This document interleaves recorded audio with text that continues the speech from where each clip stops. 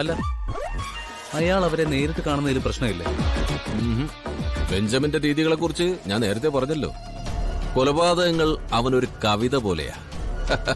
അതങ്ങ് താളത്തിൽ ഒഴുകിക്കൊണ്ടേയിരിക്കും. അധികം താമസിയാതെ ബെഞ്ചമിൻ അവരുടെ പ്രിയപ്പെട്ട ചങ്ങാതിയായി മാറും. അവരുടെ തോളിൽ കൈയിട്ടുകൊണ്ട് അവർക്കുള്ള വല വിരിക്കും, കുരുക്കും, കൊല്ലും. എത്രയും പെട്ടെന്ന് ചെയ്തു തീർക്കാൻ പറയണോ അയാളോട്? അത് ബുദ്ധിമുട്ടാ.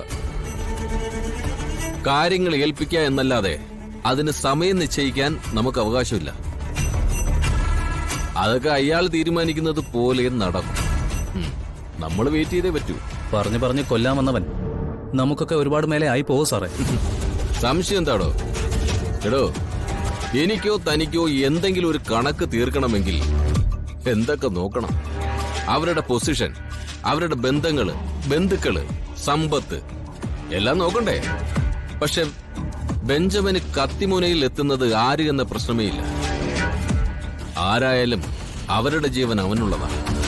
പക്ഷേ അവൻ കുറെ പണം ഡിമാൻഡ് ചെയ്തിട്ടുണ്ട്. അടുത്ത ദിവസം തന്നെ അത് കൊടുക്കണം. താനത് ഉണ്ടാക്കി വയ്ക്കും. കണിമംഗലത്ത് നിന്നെടുത്ത സ്വർണം വിറ്റ് കിട്ടിയ മുഴുവൻ കാശും ഞാൻ സാറിനെ ഏൽപ്പിച്ചു. ഇനി എന്നെ കൊണ്ട് ഒരു മാർഗവുമില്ല. അച്ഛന്റെ സുഹൃത്തുക്കളിൽ നിന്ന് ഒരു സഹായവും പ്രതീക്ഷിക്കണ്ട. അത് പറഞ്ഞ എങ്ങനെയാ? കടബാധ്യത ഉള്ളവരാണ് നമ്മളെന്ന് പറഞ്ഞ ആ നിമിഷം ബെഞ്ചമിൻ തിരിച്ചു പോകും.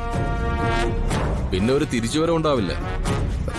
സാറേ, ചന്ദ്രശേഖരൻ എന്നെ ഒരു ദൗത്യം ഏൽപ്പിച്ചു. അതിനുള്ള ആളിനെ ഞാൻ ഇറക്കി. അയാളുടെ ഡിമാൻഡുകൾ സാധിച്ചു കൊടുക്കേണ്ടത് നിങ്ങളുടെ ഉത്തരവാദിത്വമാ.